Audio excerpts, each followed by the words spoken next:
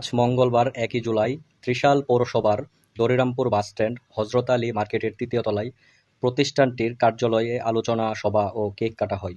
দোয়া মাহফিল অনুষ্ঠিত হয়।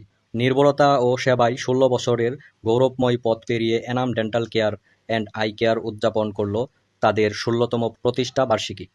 দীর্ঘ এই সময়ে প্রতিষ্ঠানটি দাঁত ও চোখের চিকিৎসায় সাধারণ মানুষের আস্থা অর্জন করেছে এবং নিজেদের স্থান করে নিয়েছে অন্যতম বিশ্বস্ত স্বাস্থ্যসেবা প্রতিষ্ঠান হিসেবে।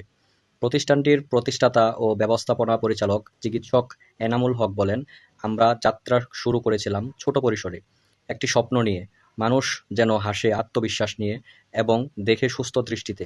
আজ আমরা গর্বিত, কারণ এই ১৬ বছরে আমরা হাজারো মানুষের মুখে হাসি ও চোখে সুস্থতা ফিরিয়ে দিতে পেরেছি।